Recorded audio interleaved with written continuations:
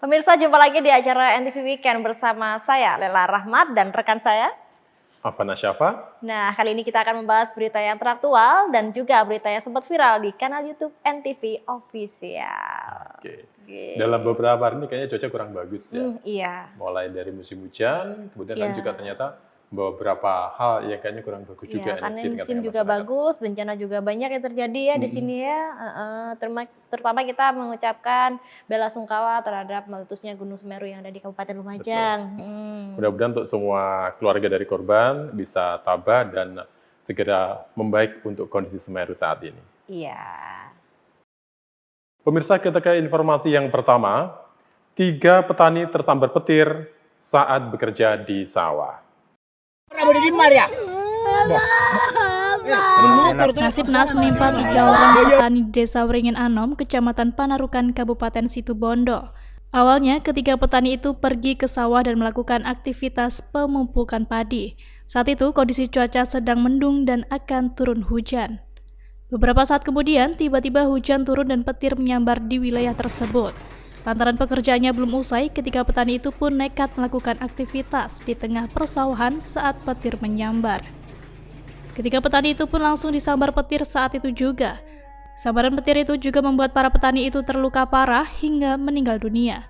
Akibat sambaran petir itu, Budiyadi meninggal dunia, Asmojo mengalami luka bakar cukup parah dan Muji mengalami luka ringan.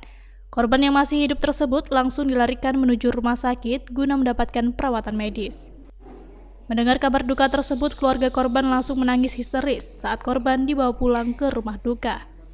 Sementara itu, adik Supriyadi selaku Camat Panarukan menyebut usai mendapat laporan adanya warga yang tersambar petir, langsung bergegas menuju rumah sakit.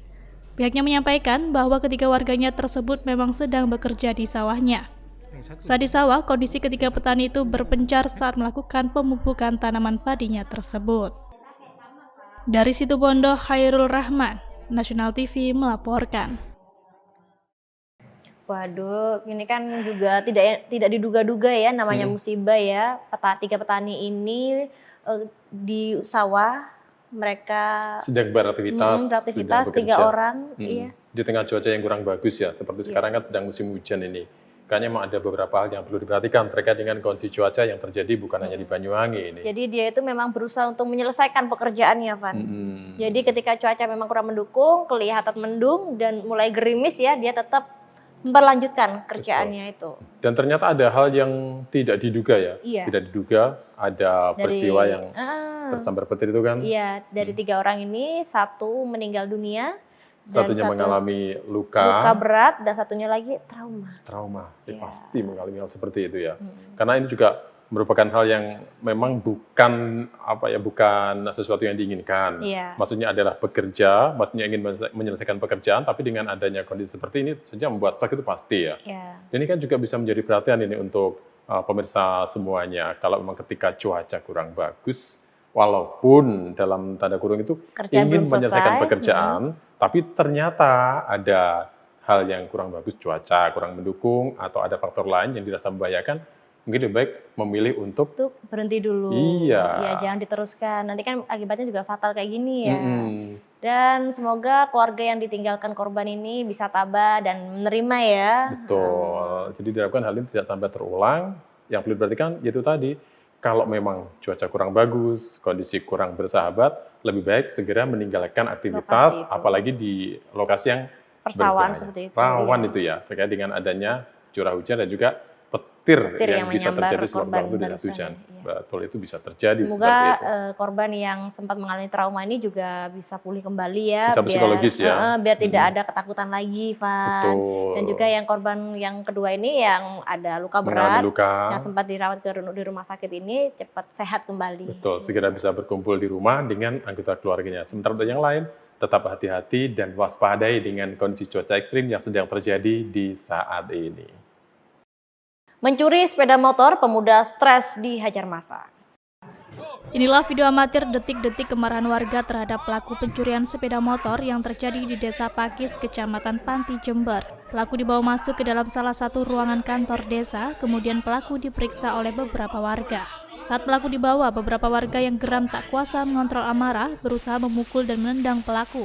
Guna mengantisipasi aksi kemarahan warga, polisi mengamankan pelaku dan membawa ke Polsek Panti Jember untuk dilakukan pemeriksaan lebih lanjut. Pelaku adalah Umar Faruk, warga desa Telogosari, Kecamatan Telogosari, Bondowoso. Hasil pemeriksaan sementara, pelaku diduga mengalami gangguan jiwa. Karena saat ditanyai petugas, pelaku menjawab pertanyaan polisi secara tidak masuk akal dan tidak nyambung. Dirinya tidak bermaksud mencuri sepeda motor, namun hanya meminjam, karena sepeda motor tersebut milik saudaranya. Kesaksian warga dan pemilik sepeda motor, pelaku membawa sepeda motor yang saat itu diparkir di depan sebuah warung dan diketahui pemiliknya. Saat ditangkap dan diperiksa warga, pelaku berbicara melantur seolah-olah tidak bersalah. Dari kejadian ini, polisi menyita barang bukti 1 unit sepeda motor milik korban dan 1 buah kunci sepeda motor milik pelaku. Untuk pemeriksaan lebih lanjut, polisi saat ini membawa pelaku ke Rumah Sakit Dr. Subandi Jember untuk dilakukan pemeriksaan kejiwaan. Dari Jember, Hisyam Nugroho, Nasional TV melaporkan. Apa jadinya? Nah ini kok bisa ya, lagian sih bawa motor orang tanpa izin, akhirnya kan dikira tersangka. Tapi ya nggak bisa di justice begitu saja ya. Namanya ODGJ kan. Iya. Orang dengan gangguan jiwa itu kan berarti yang dilakukan adalah di luar kesadarannya dia. Ya itu sudah. Tapi yang namanya masyarakat ya, apalagi dengan kondisi seperti sekarang, begitu dengar suara jambret kayak maling kayak atau apa, pasti mereka ya spontan. Iya, kan? dia tuh spontan. ada yang teriakin ya. Akhirnya ini si pelaku ini sempat diajar loh ya. Terduga sempat diajar massa ya. Dan ternyata ada yang iya, ini sempat ketahuan orang ini kayaknya kurang apa ya? Ya ODGJ tadi. ODGJ itu akhirnya kelihatan ya ketika dia ditanyain, dia jawabnya nggak masuk akal. Kurang nyambung gitu ya. Kurang nyambung gitu ya. Dan di sisi lain ternyata yang menjadi korban atau sepeda motor yang dibawa ini masih punya hubungan saudara. Cuma karena dia ini nggak tahu bahwa itu adalah saudaranya, taunya sebenarnya nggak ada kan, dibawa orang, kemudian ya otomatis dia teriak maling, maling kan? Ya langsung dikerumunin sama warga diajar. Dan polisi sempat kebingungan loh ya ketika menanyain ini. Ya untungnya ya dari sini mereka setelah mengajar tidak main hakim, dalam arti itu tidak melakukan hal yang lebih ekstrim, kemudian kan dibawa ke balai desa itu. Ya untungnya di situ ada mediasi antara pihak desa kemudian dari warga, dan di situ juga akhirnya pelaku ini bertemu dengan si korbannya. Nah ternyata saudara. Dan ini terjadi di Kabupaten Jember ya. Nah, jadi kayaknya emang kalau untuk ODGJ yang seperti ini perlu pengawasan khusus dari keluarga tentunya ya. Bukan cuma keluarga sih sebenarnya ya. Lingkungan. Bukan masing-masing ya. Kalau orangnya seperti apa dengan memahami begitu, bisa jadi nanti kita akan lebih hati-hati, kita akan lebih memahami tentang bagaimana kondisi seseorang, termasuk yang mengalami gangguan jiwa seperti ini, sehingga tidak sampai terjadi hal-hal yang fatal loh. Ya untungnya ini masih saudara. Dan untungnya juga sudah ada mediasi kan, kemudian bisa di klip atau diklopkan antara pemilik dan terduganya. Andai saja ini bukan saudara terjadi di orang lain, mungkin atau sudah diajar massa ini ya, dibiarkan ya. Berhubung ini saudara, akhirnya ada mediasi dan sudah selesai. Saat ini. Pemirsa tetaplah di NTV Weekend, kami akan kembali sesaat lagi. Pemirsa, kita ke kabar yang lain, jambret handphone hantui warga Tegalsari. Bisa pinjam HP buat nelpon. Seperti inilah aksi pelaku penjambretan handphone yang terjadi di Dusun Kerajaan, Desa Tegalsari, Kecamatan Tegalsari, Banyuwangi. Awalnya, pelaku yang menaiki sepeda motor Honda PCX warna merah menghampiri anak-anak yang sedang bermain game di pinggir jalan. Selanjutnya, pelaku menanyakan arah jalan menuju Polsek Tegalsari kepada anak-anak itu.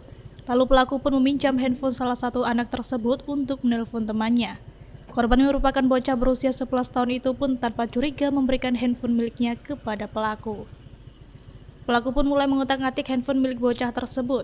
Beberapa detik kemudian, saat korban lengah, pelaku pun langsung geber sepeda motornya dan melarikan diri sambil membawa handphone milik korban. Lantaran kaget, para bocah itu pun langsung meneriaki pelaku yang kabur. Rekaman video amatir yang merekam modus operandi pelaku pun sempat tersebar di media sosial. Hingga saat ini, pihak Polsek Tegalsari masih melakukan penyelidikan dan juga penelusuran terhadap pelaku. Dikonfirmasi secara terpisah melalui sambungan telepon, Kapolsek Tegalsari AKP Pujiwayono menjelaskan, aksi penjambretan itu baru pertama kali terjadi di Kecamatan Tegalsari. Pihaknya juga sudah mengantongi ciri-ciri pelaku.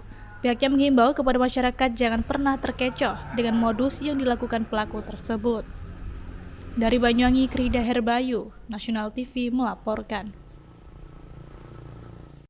Aksi kriminal lagi-lagi terjadi. Korbannya anak-anak. Bocil-bocil. Itu jam berapa ya? Itu sekitar jam 7 malam Jam sih 7 ya. malam. Jam 7 malam. Ini kan juga fenomena lain ya. Di balik sekarang maraknya gadget yang digunakan, apalagi sekarang kan banyak ya yang cari-cari wifi lah. Iya, jadi kita tuh emang diharuskan lebih waspada ya, terutama di orang yang baru, apalagi kita nggak kenal sama tuh orang tiba-tiba minjam HP, kita harus bener-bener curiga, ada kecurigaan lah ya, nggak harus percaya sepenuhnya kayak gitu, akhirnya kan bakal kabur tuh handphone. Atau lebih mengawasi anak-anaknya yang masih kecil kan, ABG kan itu ya, masih bocil kan, itu yang jadi korban, itu untuk diawasi lebih ketat lah. Iya, terutama untuk orang tua ini ya. Kemudian, ketika anaknya sudah nggak ada di rumah, coba dicari aja, siapa tahu di jalan kayak gini. Apalagi di tempat-tempat yang rawan, di tempat yang rawan ya itu kan modusnya anak-anak ini sebenarnya niatnya adalah mencari wifi gratis. Iya, untuk bermain gitu game. Sekarang lagi musim game ya.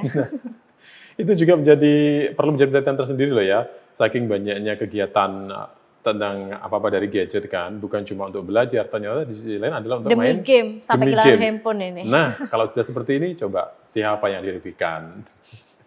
Itu modusnya, si pelaku itu adalah pura-pura nanya alamat. Iya, nanya alamatnya kantor polisi. Polsek. Ya. Banyak polsek ke anak-anak yang sedang berkerumun kan di dalam sebuah siskampling. Ternyata coba minjem lah buat nelpon seseorang gitu kan. Ya awalnya dipinjemin. Iya, si pelaku ini mengutuk-ngutuk HP korban. Nah, ketika korban lengah, akhirnya dia langsung membawa kabur itu handphone. Ini dia.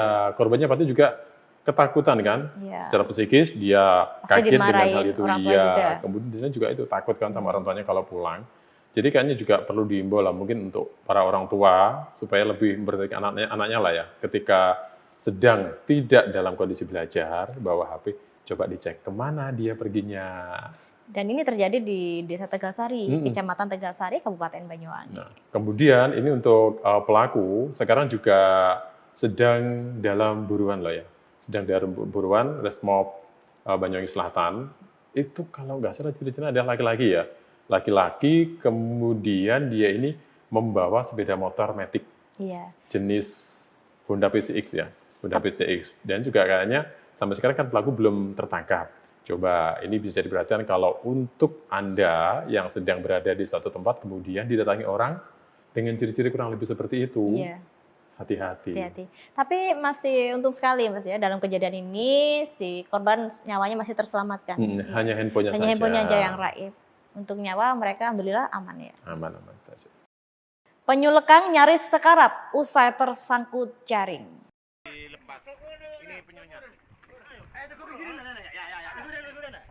Penyu jenis lekang tampak lemas saat diangkut ke atas perahu nelayan di kawasan Selat Bali, Banyuwangi. Penyu nyaris sekarat setelah secara tak sengaja terjerat jaring nelayan yang mencari ikan di perairan Selat Bali. Mengetahui hewan dilindungi ini dalam kondisi sekarat, nelayan langsung mengevakuasi penyu ini ke klinik hiu di kawasan Pantai Bangsering Underwater, Kecamatan Wongsorejo. Di klinik yang terletak di Rumah Apung ini, penyu langsung mendapatkan perawatan di keramba ikan yang sudah disediakan. Cukup sehari mendapatkan pengobatan, kondisi penyu berangsur membaik.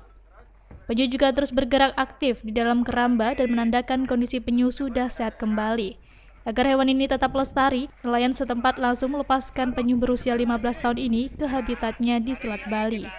Lantaran ukurannya yang besar, butuh 4 orang untuk mengangkut penyu ini. Selanjutnya dilepas liarkan ke perairan. Diketahui perairan Selat Bali memang merupakan habitat dari penyu lekang. Penyu-penyu ini juga seringkali mendarat dan bertelur hampir di sepanjang pantai Banyuwangi. Dari Banyuwangi, Krida Herbayu, Nasional TV melaporkan. Van, panjang sekali ya ukuran penyunya Van ya, 80 cm. Jadi ingat beberapa waktu lalu pernah kejadian di daerah sebentar. Banyuwangi juga kan? Banyak juga. Yang penyu itu? Oh iya. Masih ingat ya? Di mana ya? Bangsering juga nggak salah itu. Bukan, kalau yang sekarang di Bangsering ya. Sekarang di Bangsering, kapan hari itu apa di Kili-Kili ya? Pernah beberapa waktu lalu terjadi ya? Iya, aku sempat dengar sih, cuman aku lupa itu daerahnya mana. Daerah tapi mana? memang masih Banyuwangi iya, kan? pernah Kalau kejadian hal kayak gini. Di Bangsering itu. Dan penyu lekang ini merupakan penyu yang ada di Banyuwangi dari 4 macam ya, ada di Banyuwangi. Jadi dari 5 jenis penyu yang ada di Indonesia, memang 4 itu ada di Banyuwangi. Kita bangga loh Banyuwangi punya macam penyu itu. Jadi satu di antaranya adalah jenis penyu lekang ini. Yang memang sering wirawiri di perairan bukan cuma Selat Bali sebenarnya ya.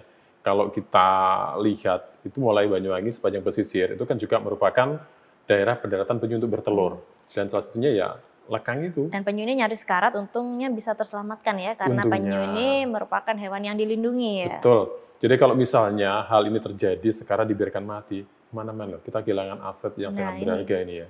Jadi kalau misalnya ada petani di sepanjang pesisir atau di wilayah Banyuwangi, mungkin pas melaut atau memasang jaring, Menemukan kemudian penyu. menemukan penyu seperti ini ya. Tolong dilepaskan ya. Ya betul, Kasian. dilepas liarkan saja, jangan dipulang kemudian dimasak ya. Karena juga merupakan aset yang sangat berharga. Karena ini kalau ditangkap, terus-terusan ditangkap ya, nanti kan bisa punah penyu ini. Betul. Jadi nanti anak-anak kita, cucu-cucu kita tidak bisa melihat hewan penyu ini yang dilindungi. Betul, dan kita juga harus ikut untuk menjaga kelestarian ekosistem yang ada di Banyuwangi tercinta Khususnya ini. di Bangsering ini. Kita ke informasi yang lain. Rahasia knalpot Satlantas Polres Lumajang amankan puluhan sepeda motor. Puluhan pengguna jalan terutama roda 2 terpaksa harus balik kanan saat melihat petugas Satlantas Polres Lumajang menggelar razia di pusat kota. Dalam kegiatan itu, puluhan kendaraan roda 2 diberhentikan polisi lantaran tidak melengkapi surat-surat kendaraan. Selain tidak membawa surat kelengkapan kendaraan, para pengguna kendaraan roda 2 itu banyak yang tidak menggunakan helm dan kaca spion. Bahkan dalam kegiatan itu, polisi juga mengamankan puluhan sepeda motor yang menggunakan knalpot brong. AKP Bayu Halim Nugroho selaku Kasat Lantas Polres Lumajang mengatakan, petugas berhasil mengamankan sebanyak 60 sepeda motor yang menggunakan knalpot tidak standar. Ia juga menjelaskan bahwa patroli ini dilakukan lantaran banyak pengaduan dari masyarakat yang resah terhadap geng motor yang sering berkumpul dan berkerumun di malam hari. Selain itu, para pemuda tersebut juga banyak yang tidak mematuhi protokol kesehatan yang mana sudah melanggar peraturan jam malam dan tidak memakai masker. Agar mendapat efek jera, puluhan kendaraan tersebut diamankan ke Polres Lumajang dan bagi pemilik sepeda motor dikenakan sanksi tilang. Dari Lumajang, Dosi Kuswanto, Nasional TV melaporkan. Van, berisik sekali ya kalau dengerin knalpot brong ini. Aku paling nggak suka ya kalau ada di jalanan, ada sepeda motor yang berisik kayak gitu. Sering menemui? Sering lah, apalagi menemui. di daerah pedesaan banyak kayak banyak gitu. Ya, sebenarnya bukan cuma pedesaan sih ya, di berbagai daerah tuh sekarang kayaknya menjamur kembali ya. Banyak kendaraan-kendaraan yang knalpotnya itu sebenarnya sudah sesuai standar, diganti. Dan kejadian di Lumajang sudah ini bagus-bagus diganti, dibuat balap liar, dan ketika ada polisi mereka sudah balik lagi. Ya sebenarnya tanpa ya. dibuat balap liar pun ya, ketika dikendarai guys, itu kan juga, aduh, bising loh ya. Mengganggu sekali. Polisi suara maksud saya, itu polisi suara loh ya. Dan yang terjadi di Lumajang ini memang Polres Lumajang ini melakukan hal itu.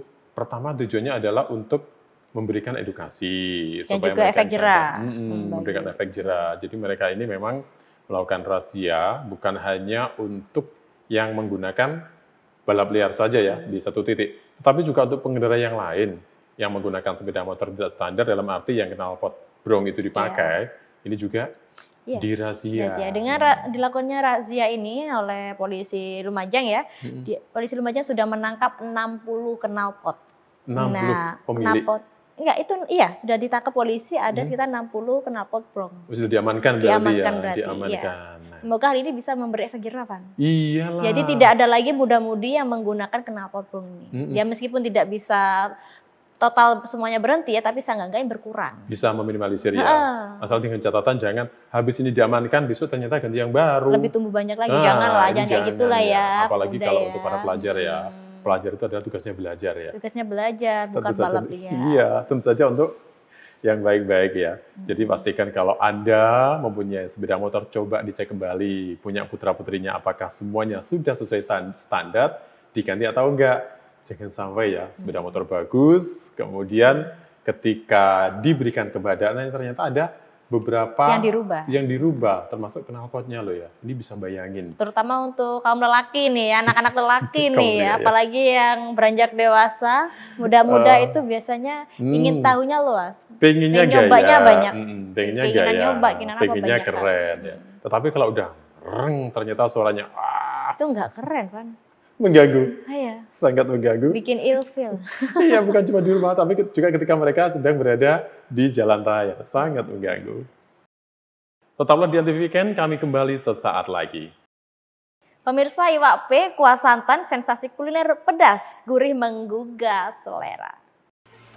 Di Kecamatan Kota Kabupaten Bondowoso, tepatnya di Kelurahan Badean, terdapat sajian kuliner yang sangat menggugah selera bagi para penikmat ikan laut dan penyuka rasa pedas. Tempat makan itu menyediakan menu berbahan iwak P atau ikan pari segar. Bahan masakan berupa ikan pari segar merupakan pilihan Wahyudi Widodo untuk dijadikan masakan dengan rasa pedas gurih tersebut. Ikan sudah dibersihkan, kemudian dipotong sesuai selera. Usai dipotong, ikan pari digoreng dengan minyak panas. Selanjutnya, pari yang masih dalam kondisi panas disiram dengan kuah santan pedas. Hiasan tomat dan daun kemangi ditambahkan untuk mempercantik tampilan serta penambah cita rasa. Karena rasanya super pedas serta paduan rempah, gurihnya santan berpadu menciptakan rasa ketagihan untuk terus menghabiskan iwak P tersebut. Untuk seporsi iwak P pedas hanya dibanderol dengan harga Rp17.000 saja. Dari Bondowoso, Rizky Kurnia, Nasional TV melaporkan. Ikan P. Kamu pernah makan ikan P belum? Pernah? Sering nggak? Nggak sering juga, tapi pernah. Iya. Gimana, kan? Rasanya itu kan tergantung yang masak juga sih sebenarnya ya. Iya. Mau dimasak seperti apa dan bagaimana itu pasti juga akan menimbulkan rasa yang berbeda-beda. Dengan aneka ragam masakan tentunya juga. Tapi setahu aku ciri khas ikan P ini tulangnya tuh lunak. Jadi kita bisa makan daging dan juga tulang-tulangnya. Berarti sering ya? Sering dong, itu makanan favorit aku. Oh, ternyata. Ikan pari ya Bang, ikan P itu Nah, ya. untuk iwak P yang satu ini, ini juga yang merupakan ada di Bondowoso ini ya.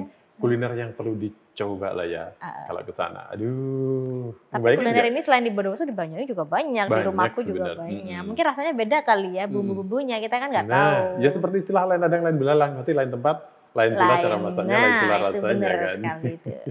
Ngebayangin nggak gimana kalau iwak P itu ketika proses dimasaknya?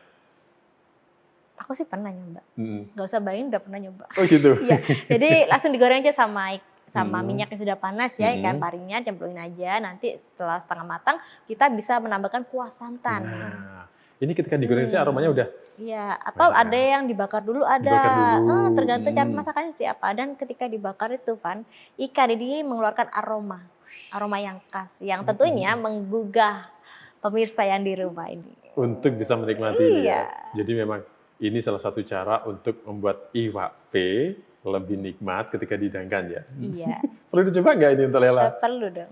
Iwak P dipanggang atau digoreng Iya. atau dibakar, kemudian dikasih santan ya. Iya, kasih cabai yang banyak. Dikasih Jadi ikan cabai yang P pedas. Wah, Ini pasti enak banget enak ya. banget. Kayaknya perlu dicoba kalau Anda akan pergi ke daerah Bondowoso. Bondowoso. Pemirsa, kita ke informasi yang lain. Viral, resepsi pernikahan diterjang banjir. Sungguh apes nasib yang dialami pasangan suami istri asal desa Kepundungan, Kecamatan Serono, Banyuwangi ini. Betapa tidak, tepat di hari bahagia pernikahannya, hujan turun dengan lebatnya sehingga mengakibatkan lokasi pernikahan kebanjiran. Air hujan meluber dan masuk ke dalam area ruang tamu dan juga panggung pernikahan. Bahkan, air hujan pun membasahi tenda tamu dan juga seluruh area ruang tamu. Tak hanya itu, bahkan tuan rumah juga ikut menguras air yang masuk ke dalam area ruang tamu agar para tamu merasa nyaman saat datang ke acara pernikahan tersebut. Meskipun demikian, acara pernikahan pasangan pengantin Iksan dan Via itu tetap dilaksanakan dalam kondisi hujan serta banjir. Dari pantauan Nasional TV, air hujan yang membanjiri lokasi pernikahan itu sedalam 10 hingga 30 cm. Beberapa para tamu undangan bahkan harus menaikkan celana dan melepas sandal saat datang ke acara tersebut. Dari Banyuwangi, Tim Liputan, Nasional TV melaporkan. Van, pernikahan itu momen yang sakral, yang Sakral ditunggu-tunggu, yang banget. membahagiakan. Iya, seharusnya begitu Iya. ya. Seharusnya membahagiakan dan penuh dengan sukacita. Tapi apa yang kamu bayangkan jika hal ini terjadi? Aduh, ya itu. Kameramennya juga kesusahan loh. Fotografernya ini sampai memindahkan alat-alatnya biar terlindung dari banjir, karena banjirnya itu nggak salah 30 cm. Iya, itu tinggi banget loh ya. Itu kalau kita lihat dari videonya memang lumayan, sebenarnya itu bukan peristiwa yang menyenangkan ya, tapi kalau lihat videonya kan unik gitu ya. Iya. Sampai kemarin bawa kursi kan, dipindah. Iya. Tak. Aduh, ini. Terus tamu undangannya sampai pakai sandal loh. Dia pakai sandal, tapi sandal sempat dilepas. Nah, kemudian di sisi lain tuan rumahnya pakai bersin itu, Iya. airnya itu, bayangkan dengan hanya menggunakan kaos singlet kalau nggak salah itu ya. Iya. kaos singlet, membersihkan supaya tamunya nyaman dan lain sebagainya. Ini kenapa ya kok sampai kayak gini ya? Ya pertama karena musim hujan. Apa bukan doa dari mantan ya? Nah, mungkin kali ya, ini bisa pengantinnya jadi, nih ya, bisa putus jadi. sama mantannya nggak baik-baik, jadi didoakan yang nggak baik-baik. Makanya kalau tapi mau menyelesaikan suatu hubungan, diselesaikan dengan baik-baik, biar doa mantan tidak karu-karuan kayak gini. tapi kalau juga ya, memang kalau kita lihat dari komen Iya. para netizen ya, itu rata-rata gitu ngomongnya ya. Doa dari mantan semua terkabulkan. Kan terkabulkan. biasanya banyak nih di sosmed ya, Iya. doa mantan terkabulkan. Tapi kalau di sisi lain sebenarnya ini yang juga jadi pertanyaan ya untuk apa ini yang mengerjakan dekorasinya, teropnya dan lain sebagainya. Itu kira-kira sebelumnya survei nggak tempatnya itu? Nah ini, Apakah- mestinya ini kan perlu dipertimbangkan ya. Jadi mana itu yang pendek, mana yang tinggi, apalagi musim hujan Tapi kan? gini deh Pan, kalau tukang terop itu nggak peduli itu entah itu daratan tinggi atau daratan rendah, yang penting mereka dibayar ya situ sudah ada terop. Yang penting terpasang dengan baik. Iya, yang penting aku punya tempat ini di sini. Terserah deh entah itu daratan tinggi atau rendahnya, kan kita nggak peduli kalau pihak teropnya. Iya. Tapi kalau kejadian seperti ini, Iya, gimana emang musimnya penghujan? tapi untungnya ya. Acara untungnya- ini bisa berjalan lancar. Iya, bahkan di situ terlihat ketika mempelainya ngobrol itu mereka ya tidak menganggap ini sesuatu yang buruk ya. Mereka bersyukur saja untungnya, ya nggak apa-apa, ini berjalan dengan baik ya disyukuri. Karena hujan juga bawa berkah. Iya. Jadi kayaknya memang ini adalah kebijakan yang dilakukan oleh kedua orang mempelai. Oke. Pemirsa, Mensos Risma jenguk kakak beradik penderita mikrosefalus.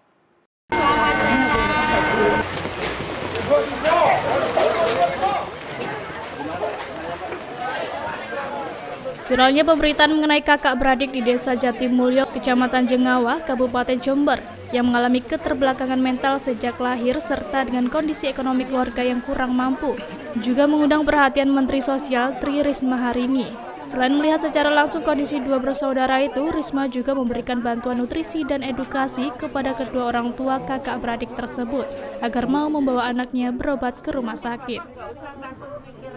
Risma mengatakan pihaknya akan terus berupaya memberikan perhatian dan alat bantu khusus untuk kedua anak penyandang disabilitas itu. Terkait dengan kondisi fisik dan mental dari dua kakak beradik itu, pihaknya akan berkoordinasi dan konsultasi dengan dokter spesialis. Selain itu, mantan wali kota Surabaya tersebut juga memberikan bantuan berupa ayam petelur serta ratusan bibit lele, lengkap dengan kolam serta tempat ayam portable untuk tempat budidaya. Bantuan itu diberikan untuk orang tua kedua anak itu agar dapat berwirausaha. Sementara itu, Saidi selaku orang tua anak penyandang disabilitas mengatakan, sangat berterima kasih kepada seluruh elemen karena telah membantu kedua anaknya tersebut. Sebab, dengan adanya bantuan itu telah meringankan beban ekonominya untuk mengurus kedua anaknya yang menderita mikrosefalus. Dari Jember, Hisham Nugroho, National TV melaporkan. Kakak beradik loh ini ya, dua sekaligus pengidap penyakit mikrosefalus. Dan sampai Menteri Sosial itu ya yang iya. datang. Itu sebelumnya memang sudah pernah sih ditawarkan untuk diberi bantuan pengobatan, itu bukan cuma oleh pemerintah setempat saja loh ya.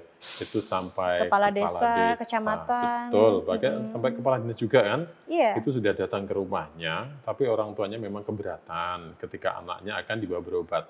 Alasannya simpel sih menurut orang tuanya. Katanya anaknya sehat. Iya, sehat memang anaknya. Di sana memang nggak pernah sakit ya, secara fisik itu. Iya, memang kedua anaknya ini udah dikatakan jarang sakit ya, karena memang dari lahir emang kayak gini. Jadi orang tuanya menganggap anaknya sehat-sehat aja. Tapi kalau secara psikis kan beda lagi. Beda lagi. Itu penyakit apa sih namanya? Mikrosefalus ya. Mikrosefalus ini kalau saya baca-baca ini memang ya pemberitahuan mengenai kakak beradik di Desa Jatimulyo ini di Jengawa, Jember ya. Jengawa, Jember. Betul, ini di Jember ini memang mengalami keterbelakangan mental tuh sejak lahir. Iya. Jadi bukan ketika dewasa, tapi mau sejak kecil sudah terlahir seperti itu dan orang tuanya menganggapnya itu memang dia tuh sehat. Jadi ketika akan diberi bantuan untuk dibawa berobat, keberatan. Sampai akhirnya turun tangan Menteri Sosial Bu Risma ini Iya, kan. Tri Risma hari ini akhirnya pihak keluarganya mau. Karena Iya. sebelum mereka mengajak anaknya, keluarganya dikasih sembako, Van. Kayak telur, beras, iya. iya. Mungkin hatinya tersentuh kali ya, akhirnya dia ada keinginan untuk pengobatan anaknya. Tapi kalau memang melihat keluarganya, silsilahnya di sisi lain memang ekonominya kan, ya mohon maaf, Iya, itu kan memang kurang di mampu ya. bawah rata-rata. Kurang mampu. Jadi mereka ini saking sibuknya untuk mengurus kedua anak ini, untuk mencari ekonomi kan nggak maksimal. Jadi mungkin ya itu yang harus dipikirkan mereka. Jadi ini penyakit mikrosefalus ini memang karena ketika mengandung apa kurang gizi atau memang keturunan kita kan nggak tahu ya. Tapi ya kita berharap sih ya mudah-mudahan dengan adanya perhatian ini nanti bisa untuk ibu hamil juga lebih menjaga ya. Menjaga kesehatannya, gizinya biar anak yang dilahirkan bisa sehat dan seperti bayi pada umumnya seperti itu. Pemirsa tetaplah di depan layar kaca televisi Anda. Selepas jeda pariwara, kami akan kembali. Sebagai bentuk kekecewaan, warga tanami pohon pisang di tengah jalan. Akibat sering terjadi kecelakaan lalu lintas, warga desa Kedungrejo, Kecamatan Muncar, Banyuwangi, menancapkan batang pohon pisang di jalan berlubang. Selain sebagai peringatan akan adanya jalan berlubang, aksi itu juga sebagai bentuk protes masyarakat terhadap pemerintah yang enggan membenahi jalan tersebut. Terlihat 2 batang pohon pisang sengaja ditanam oleh warga desa Kedungrejo, Kecamatan Muncar, Banyuwangi. Sebenarnya, warga juga sudah melaporkan kondisi jalan rusak itu kepada pemerintah desa, akan tetapi belum mendapat jawaban. Menurut Sudomo, warga desa Kedungrejo, Kecamatan Muncar menuturkan, sering terjadi kecelakaan lalu lintas di lokasi tersebut. Terlebih saat hujan mengguyur, genangan air sedalam 30 cm juga menenggelamkan jalan tersebut. Warga akan terus melakukan aksi penanaman pohon pisang di jalan berlubang itu hingga jalan tersebut benar-benar dibenahi. Dari Banyuwangi, Romi Syahroni, Nasional TV melaporkan. Biasanya pohon pisang itu kita tanam di kebun atau di lahan kosong. Nah, kali ini pohon pisang ditanam di tengah jalan. Nah, Itu lahannya kosong kecuali buat lewat motor ya, kendaraan ya, kosong itu. Bayangin jalanan yang biasanya ramai dilalu lalang oleh kendaraan ya, ditanam pisang di tengahnya. Tiba-tiba muncul pohon pisang yang otomatis mengganggu kan ya. Dan itu dilakukan warga Kecamatan Muncar ya, itu Kabupaten Banyuwangi karena apa itu? Sebagai bentuk kekecewaan. Jalan berlubang, tidak ada pembangunan jalan dan jalan juga semakin rusak. Tapi kalau kita melihat hal ini sebenarnya juga sering muncul fenomena seperti ini terutama di musim hujan. Karena kalau udah hujan, jalan berlubang itu kan rawan digenangi air kan. Itu juga bisa menimbulkan bahaya, kecelakaan dan lain sebagainya. Ya mungkin faktor inilah yang menjadi penyebab kenapa warga nekat untuk menanam pohon pisang. Yang pertama pasti bikin cari perhatian kan. Ini loh jalan rusak supaya diperhatikan oleh pemerintah. Dan ini bukan kejadian yang pertama sebenarnya. Karena gini Van, di Muncar memang jalannya sering rusak. Kenapa bilang gitu? Kan di sana itu banyak pabrik dan banyak muatan berat yang lewat di jalan itu. Gitu. Jadi ini pengaruh terhadap kendaraan jalan ya? Iya, ini gampang rusak, gampang berlubang juga. Dan ketika hujan lebat, jalanan itu sampai banjir 30 cm. Tinggi itu. Lumayan. Kemudian tanam pohon pisang ya? Iya. Dan di sisi lain memang maksudnya adalah untuk menggugah pemerintah supaya diperhatikan. Tetapi ada juga yang sebenarnya merasa kurang sreg dengan hal seperti ini. Siapa coba? Ya pengguna jalan. Dengan adanya fenomena seperti ini memang mereka terganggu ya. Tapi gimana lagi? Tapi kalau kita melihat sisi positifnya, oh itu jalan berlubang berarti nggak boleh lewat, minggir lah ya. Tapi itu tadilah. Mudah-mudahan nanti di musim-musim hujan berikutnya tidak ada lagi pohon pisang yang muncul ketika saat musim hujan tiba. Mulai 1 Januari tahun 2022, pemerintah menghapus beredarnya minyak curah.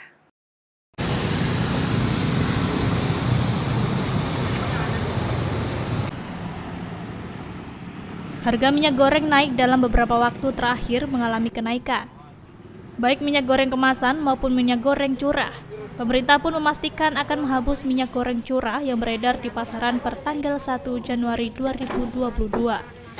Rencana tersebut menuai reaksi pro dan kontra dari para kalangan pedagang sembako di pasar tradisional Banyuwangi. Seperti yang dirasakan Rizky Khairullah ini misalnya. Ia mengatakan kurang setuju apabila minyak curah dihapus dari edaran.